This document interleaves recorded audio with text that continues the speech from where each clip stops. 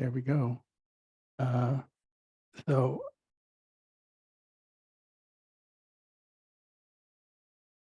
we will be exploring every evening.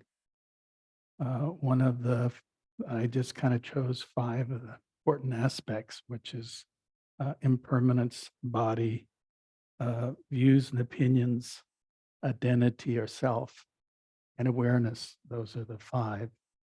So, and awareness, the last will be going into Saturday if you happen to be coming.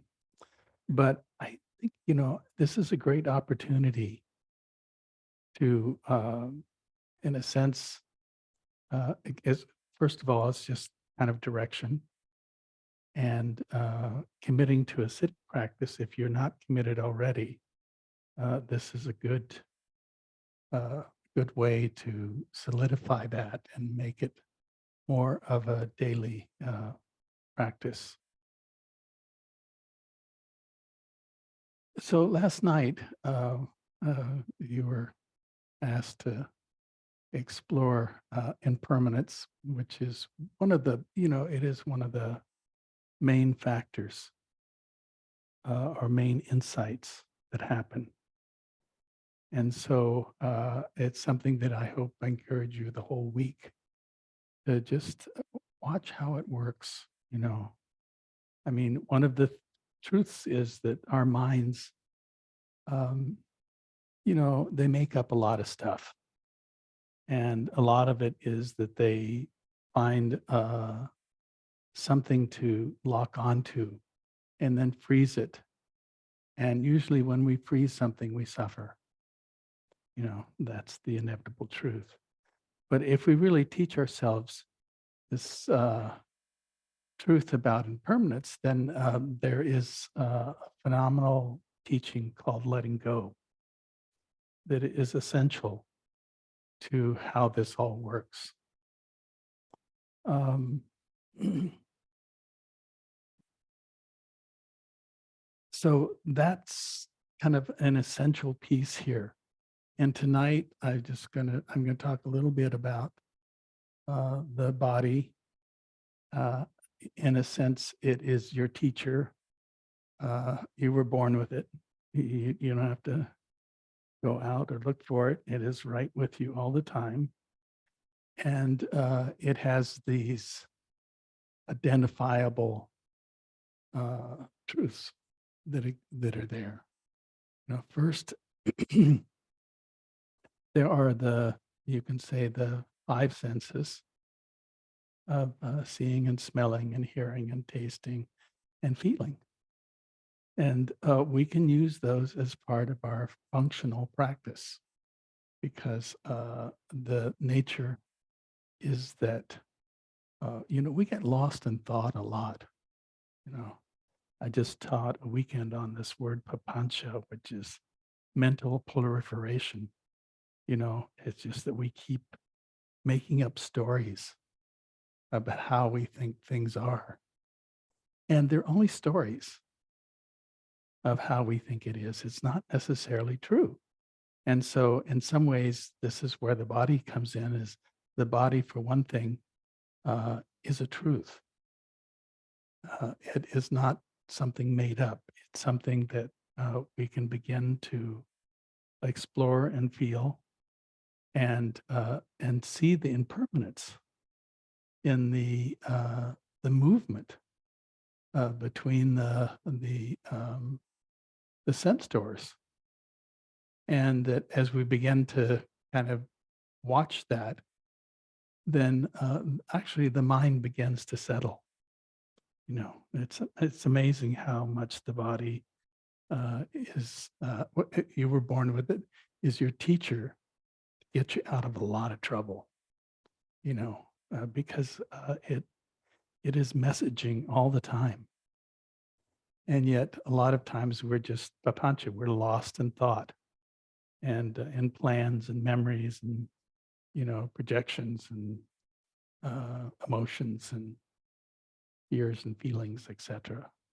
And here is ability to ground the attention over and over again, you know. Um, when I came back from Thailand this time, I was up in Laos, and in Luang Prabang, and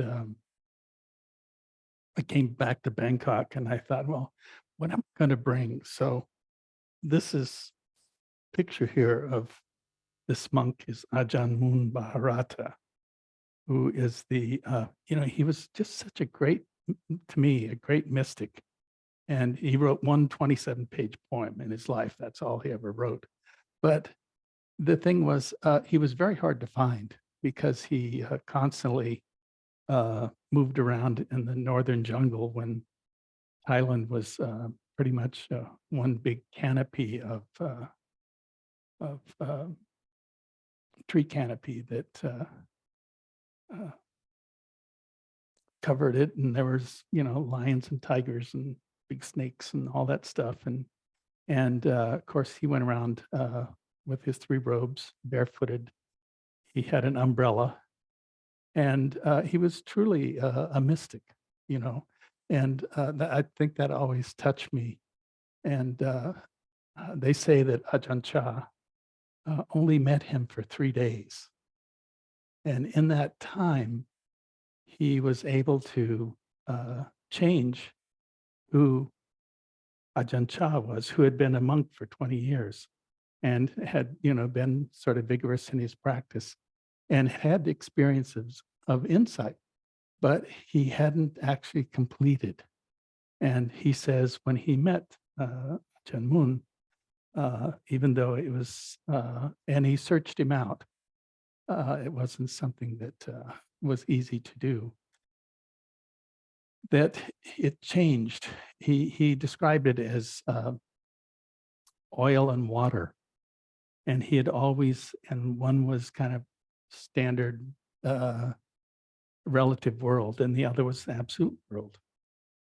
And that, so he always was looking at things from the relative to the absolute. That makes sense to you, you know. But he met Ajahn Mun, and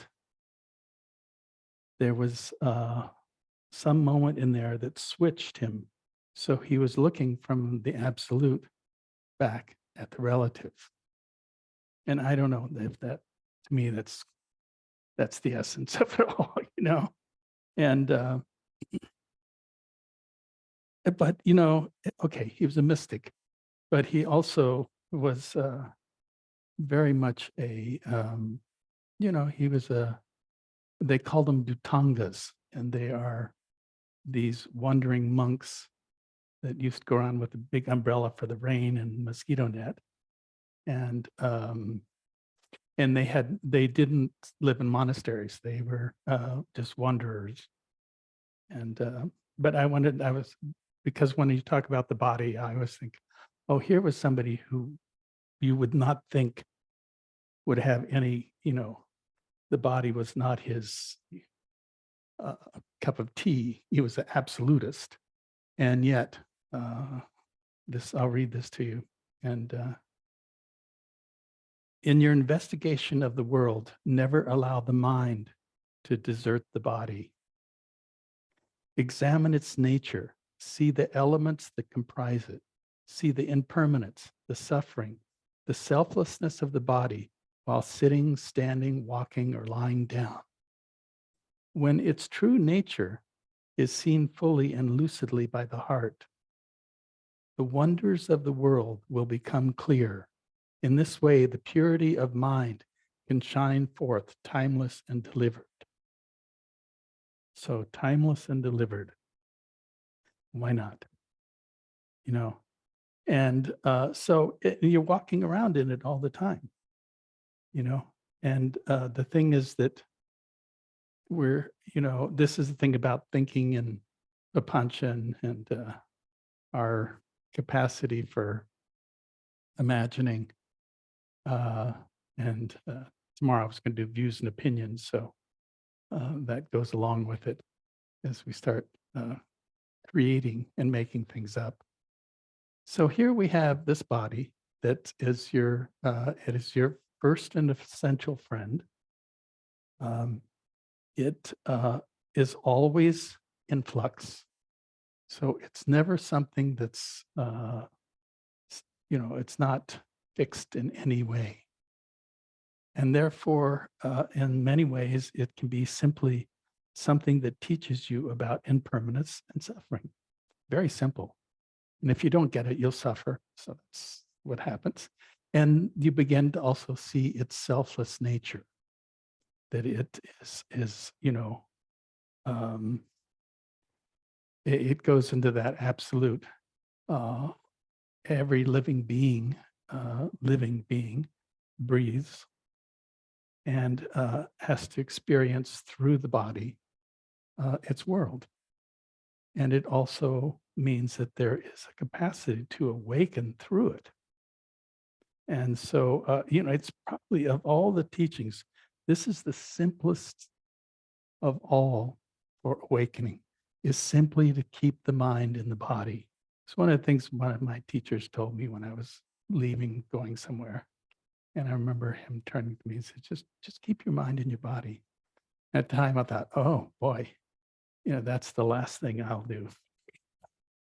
But over the years, I found that there is a way that you begin to you have to train the mind to stay because its nature is, it's simply, we're good at time travel.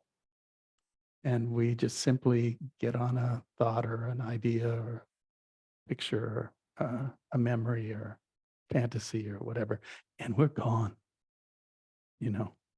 So here is something you can just keep checking back in on that then begins to clarify itself. In Burma, there are some teachings that, are all that goes on is you're naming the different sense doors. So, you notice that you're seeing or you're hearing, you're smelling, you're tasting, you're feeling the sensations of body. And just following that system so that there's actually no making up about it. There's just this connecting with what's real and what's true and what's here and now. And that calms the whole system down in so many ways. So the body, I had another piece here I wanted to read to you. Now, he was one of my teachers. He was a crazy dude, Chogyam Trungpa Rinpoche, but he was also brilliant. When you sit, actually sit. Even your floating thoughts begin to sit on their own bottoms. There's no particular problems. You have a sense of solidness, groundedness, and at that same time, a sense of begin. Without this particular foundation of mindfulness, the rest of your meditation practice could be very airy-fairy, vacillating back and forth, trying this and trying that. You could be constantly tiptoeing on the surface of the universe, not actually getting foothold anywhere. You can become an eternal hitchhiker. In the mindfulness of the body, there's a sense of finding some home ground. I like that. So mindfulness of the body. There are many, I had he was Indian Burmese, S.N. Goenka. And his main teachings were that body scan, And, when I went to India, I was totally messed up. I was, it was the 60s and I had lived on the streets and the hate and, I was totally bonkers, and I made my way to India. And after about a year and a half, somebody, I guess I was in Dharamsala. No, where was I? I was in Darjeeling. And the teacher I was with there, a Tibetan, and I met these two Israeli girls, and they said, "Oh, you have to go sit with this teacher." in Bodh Gaya, India, which is where the Buddha was enlightened. And so I said, oh, well, and his method is really great. So I went and it was the body scan. And I probably sat, I don't know, 20 retreats then over the next few years because I realized that I had no idea where my body was. It was not something that I had ever really, I'd been a ski racer, you know, and there was a transpersonal part of that for me, simply because it's, I like the speed. I liked everything about it actually. And, and I came, after also many drugs and the hate and stuff, uh, coming to this simple practice of just this body scan. And I can simply say it healed me. I had so much trauma from my early years, and you know, I was sent to boarding school. I think I was 5.5 or 6 in Switzerland, and it was there was a lot of trauma, and so what did I do when I sat down and I started that body scan? The first 10 days, I didn't even do the practice. All I did was go back through my life and try to chronologically make some kind of sense of who I was and where I'd come from. And then the next 10 days, I just cried.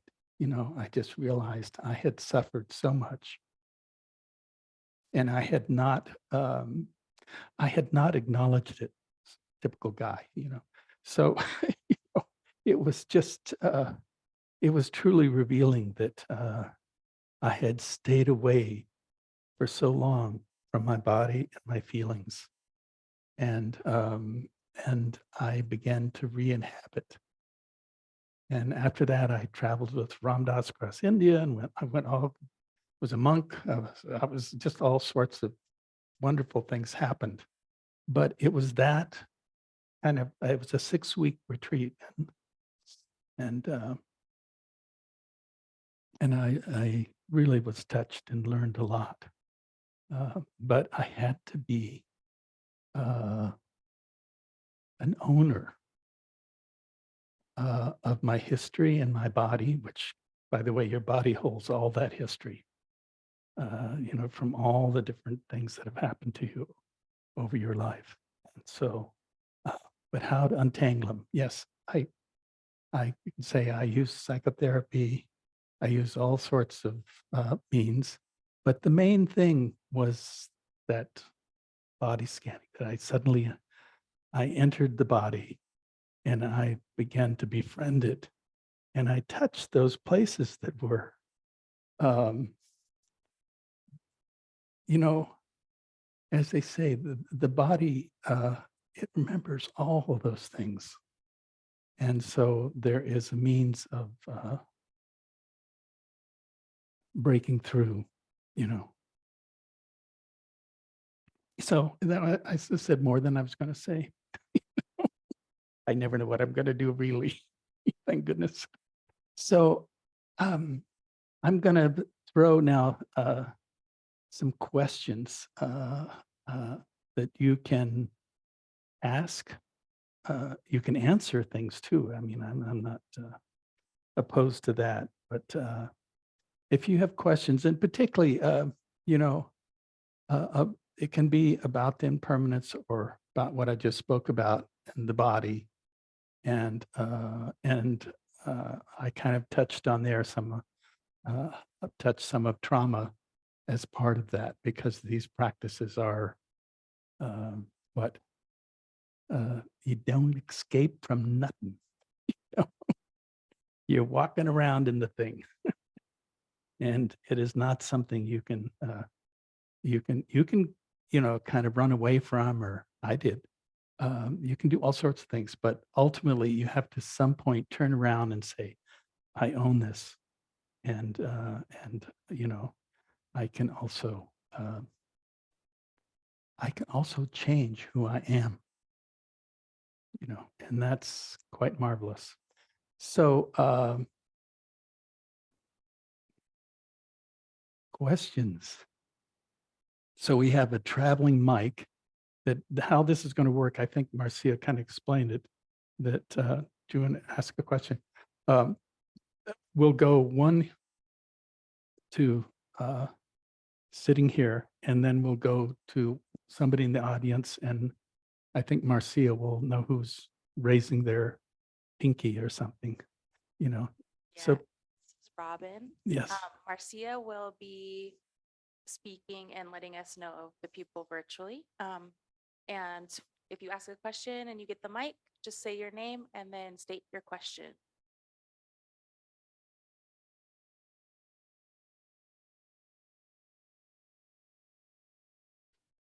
So we're starting in the meditation hall. So anybody in the meditation hall that has a question, please raise your hand and Robin will bring you the mic. we're set. Okay.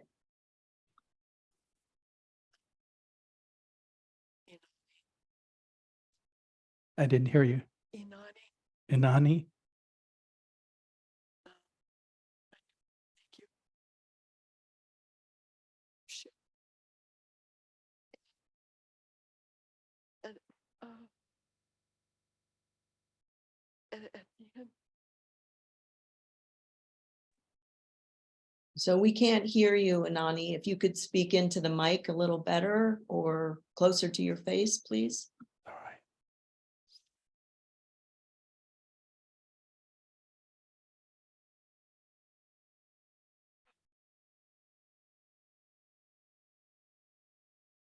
at the end of last night, you mentioned impermanence being affected or due to cause and condition. And I just wondered if you could share something About impermanence. yeah, you,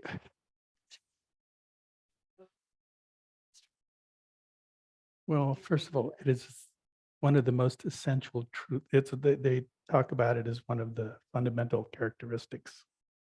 And we're living with it all the time. And it also is teaching us how to let go. So, you can block it, you can move away from it, you can do all sorts of things, but just acknowledging it is such a, there's something,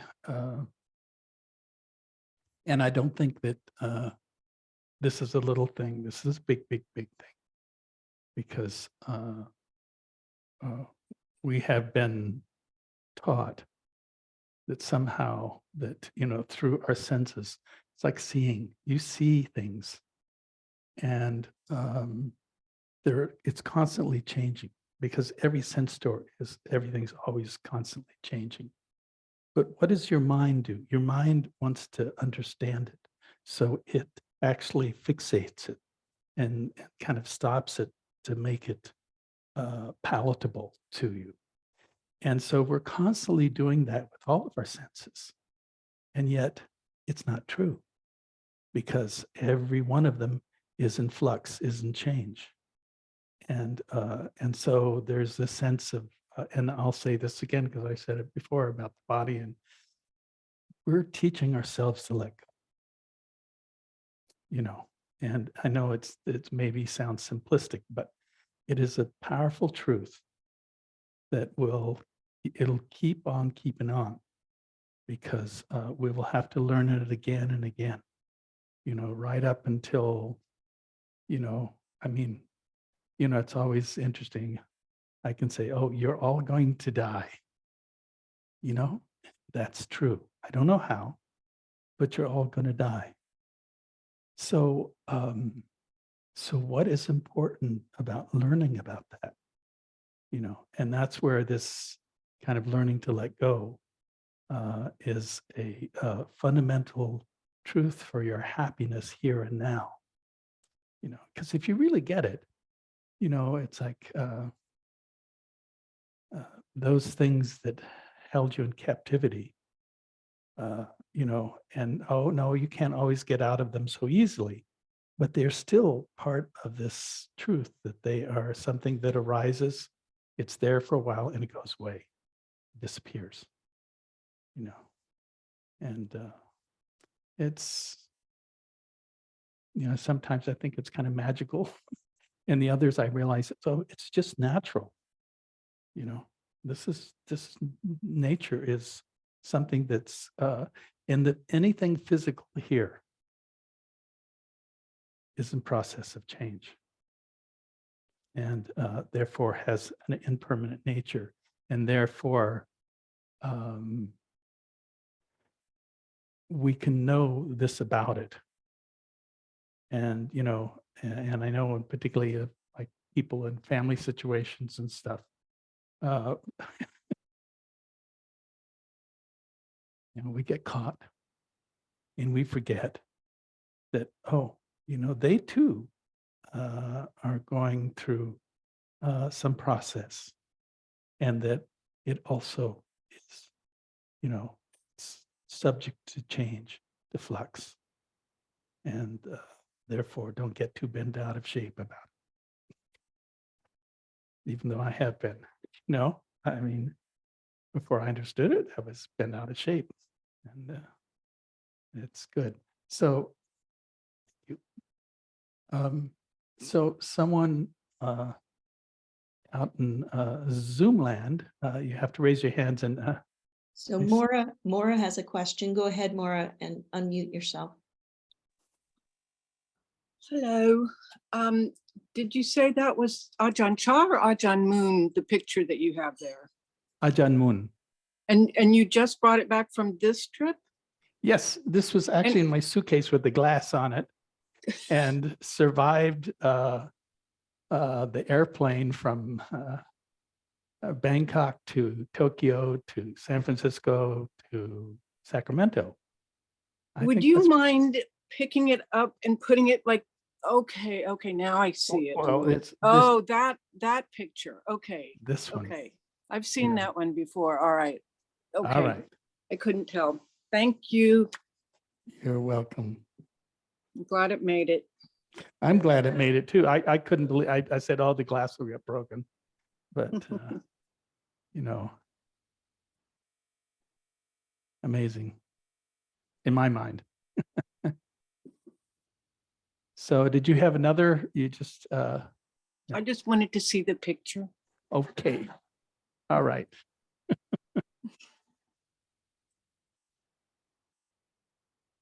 Vivian. Okay. I'm not sure if this is a question, but I had a remarkable day.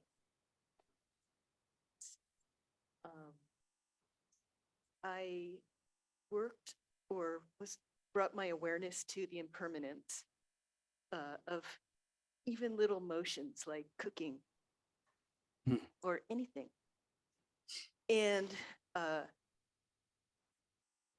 when there was clarity there was intense joy.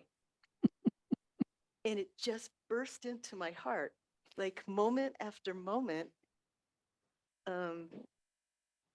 And I found that I got an awful lot done, which was my question last night. Like, how do you, like, all of my scheduling was not a burden. And so I'm not sure what my question is, but it was just, I'm just really grateful for that experience because it kind of answered my question last night. So that I don't really have a question. Well, but yours is more a comment that when when we practice in daily affairs and keep the memory of what we're doing, that there is joy that arises naturally, you know. It's when we forget and we get caught up in old stories and then we cause ourselves suffering, but we can also do what you did and give ourselves some relief and joy. Why not? You know, that's wonderful. So now I think it goes to Marcia. Is there anyone raising their hand in the? Any of our Zoom participants have a question?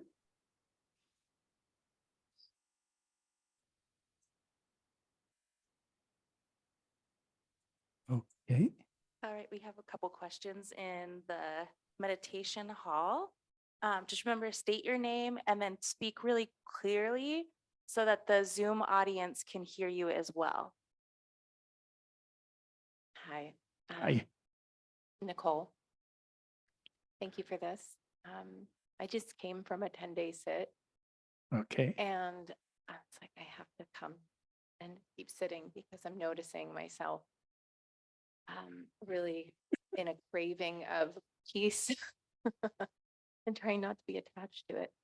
But what resonated with me about this, what's happening here, is it being about householder, and I missed the other days. And so I'm really curious about, what do you do if you're like part wanting monk and part wanting householder, and how to navigate the two of those? Because I literally was in my storage today and I was like, I want none of that. I'm not attached to this. And I would be happy to leave it all. But then I noticed like my even small attachments to the thing. So I'm sharing that because yeah, how do you navigate between the householding and the monkhood? Well, I've been trying. You know, if I can bring it back to this, it's kind of maybe it's about love, and that if we can keep our hearts open, then it's not about whether it's householder or a monk. It's really about, oh, what is it that I can do where I am now? And it may be that you sign up for another retreat. I'm not saying that, but now you're here and this is what's happening. And that, so I wouldn't talk about it as a split. I would talk about it as, how do I create the world, which I've learned from this practice in the world, here and now, you know, because it would be nice. I mean, I have a lot of friends. I realize in what, 3 years, I've been sitting for 60 years, you know, and the main thing I've learned is how to be happy in my life, in the complexity of families and things, and it's a little bit of a, I was going to use a bad word, shit show, but it a little bit is, and yet, to be able to apply what you've learned, which really, what you're doing is, with the practice, you learn to create some space. And that space, then it doesn't matter what the activity is, there's some space that's between the moments that you're learning to live life. And I will encourage you to go back to retreat, because I really think it takes a lot of retreat to untangle your tangles. And then you don't have that split of, I just want to leave the householder thing and forget it, or feel like you're going to get stuck in it. And so you can dance back and forth maybe not as often as you think, but it's okay. You know, the practice is, it's really about being true and honest and loving the karmic life that you have inhabited, so, and that's just what it is. Thank you, John. Is there anyone in the virtual audience that had a question pop up before we go to the meditation hall? Nope. Okay. I'm Paloma.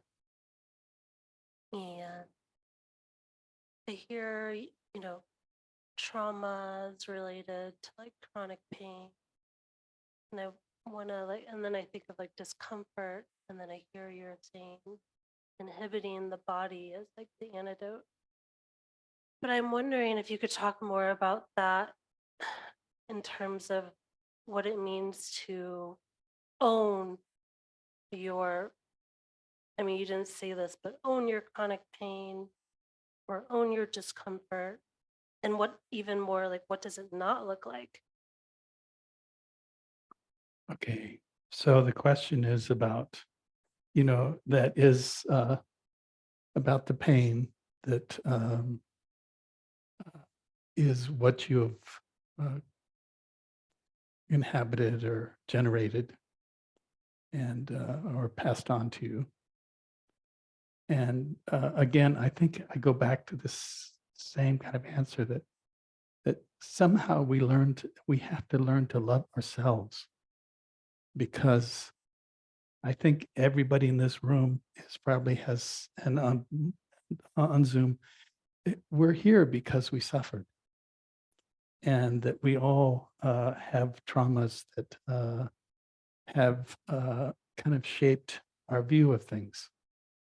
And what we're doing here is we're trying to find means to untangle or free up sometimes those things that have contracted there. So much is contracted and is held in the body, and so there is a process of releasing that too.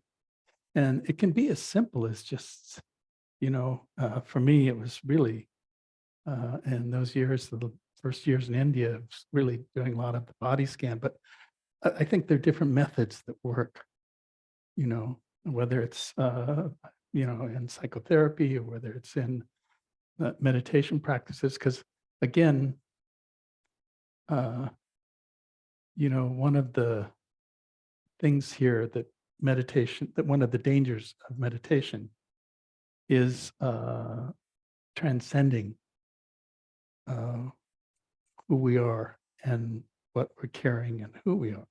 So that is one of the big dangers, is dissociative through higher states, really. And we don't advocate that here. What we advocate here is enter the world, feel what it is that's holding you, learn to acknowledge it, and learn to let it go, and see that underneath all that is simple. You all love yourselves, and you have to come to own that love, because in some ways, I will say this, no one else is going to do it.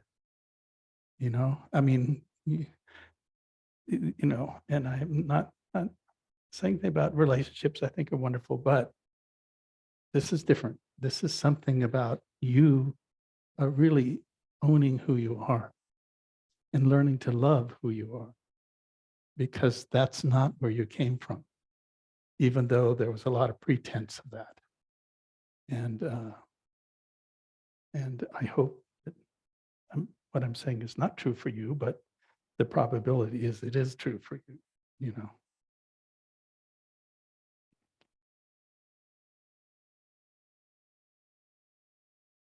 Excuse me? Well, what does it not look like? What does it not look like? Ooh, you know, well, there's what's called the poisons. And what it doesn't look like is anger and fear and possessiveness, all the kind of negative states that trap human beings. And that's what it, you know, would look like if we didn't. So, Thank you know, there's one statement here, you know, and you can knock me down on this one, but my whole premise this is get over yourself, you know, and we walk around kind of entrapped by our own mythologies, you know, and I hate to use that word, but it's true. It's our own mythologies, and that we have to get over it, because the fact that you're sitting here, number one, you are a worthy human being who can learn to love and share, and that's your that's all, you know. And we all have different talents and stuff, but learning to do that is, and you know, sometimes when we just, it's really where service comes in, I think, and Ram Dass was so great about that, and is learning to serve and love, then can easily sometimes take old scars, old wounds, old, you know, kind of, I saw this, you know, it's not Sisyphus rolling the ball up the hill, flying down again. It's more like a ankle chain with a big ball on it, and we drag it along until we realize that, oh, we had the key all the time, and that we're going to have to undo that. So good luck with that. So is there someone, let's see where we are, we're fine. Is there anybody in the audience up there in the Zoom land that, was that your hand, Cindy, or was that? That wasn't, but I can make a comment about yesterday. I thought it was really fun. I find impermanence to be something that's rather fun usually to think about. But from what you taught yesterday, I was noticing the changing of my mind. And sometimes the mental consciousness is called the sixth sense, right? So that's what I was looking at. And in terms of not, like, as soon as I found myself glomming on to like a thought or a feeling, just letting it go. And I think it was easier just because of the day before I had glommed on to this reaction that I had, and then the feelings that were in my body, and boy, did I suffer. So pain is a good teacher. It and is. Really enjoyed the meditation yesterday, and I found it really helpful to let go of what was going on in my mind and catch it. And yeah, much happier day. Thank you. Jenny, I saw your hand up, and so if you just unmute yourself, you can ask a question. Take care, Cindy. Hi, John. I just have a question about the body scan you were referring to. Is it often called yoga nidra? And is it something you just scan through your body and like the guided meditation you were leading us through earlier? Is it similar to that? Yes. Yes, absolutely. You know, And the thing is that it's, I mean, it's used in many forms, and but it's again, it's grounding the mind in the body. That's the idea. So the scan is kind of extra, but grounding is a necessary piece of it. That then we don't go off, mind chattering, but we're actually here.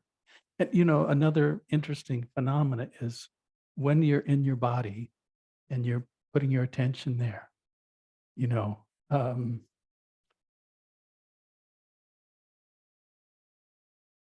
that ground, and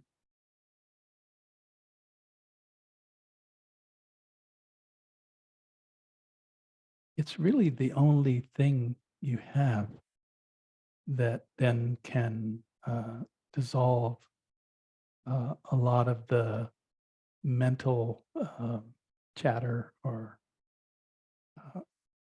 creating that goes on. So it's an easy way to bring yourself here. And if you can do it when it's actually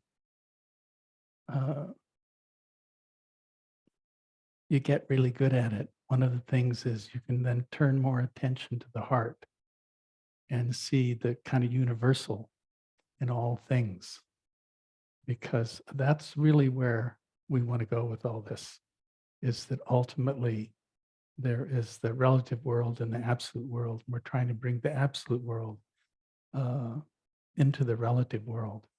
And in that sense, there is no separateness. The separateness was created as an illusion. And we're caught in that illusion.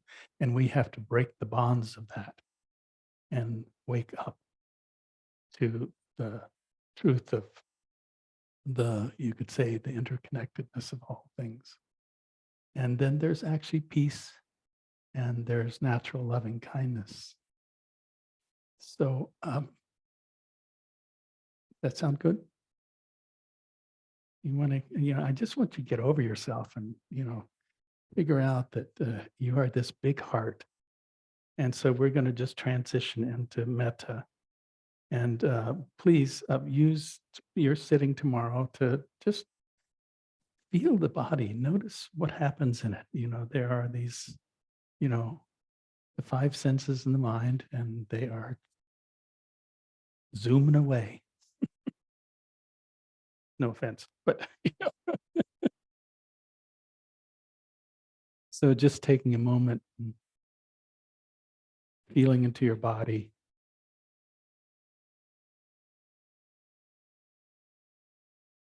And just attending to the heart and feeling as the breath rises and falls in the chest, that there is this tender heart that cares.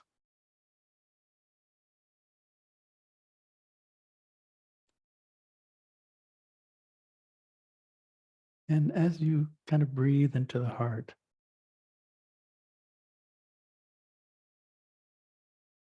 then you can note simple phrases. Sometimes it's, classic, may I be happy, peaceful, free, at ease. But I like, may I live with an open heart. May I live with an open heart. May whatever covers my heart be dissolved. May whatever covers my heart be dissolved. And then just sit in your own loveliness. This moment only happens once. So be as gentle and as kind and as fearless as you can with this moment. It is precious. And you can feel your own body and your care for your own body. And as you care for yours, this is just the truth, is also you can care for others. So just the people in the room or people you may know on the Zoom, and even if you don't know them, you can extend this wish for them. First, that they may be free from suffering from in their body or in their hearts or minds.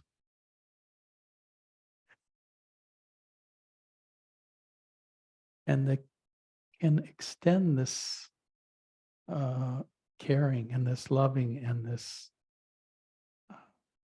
gentleness out to all of us here in this room and everybody on Zoom in your homes or friends or wherever you are. And then extend it out beyond the confines of the room, out into, we can just say the general public, that we have this simple wish that beings may be healthy and happy and peaceful and free from suffering, and they may have their simple needs met, medicine, food, shelter, friendship, so that ultimately, as human beings, we can all live in peace. And again, if there's any merit or power that's created through our coming together, we extend it out to beings everywhere, that they may benefit from our time together.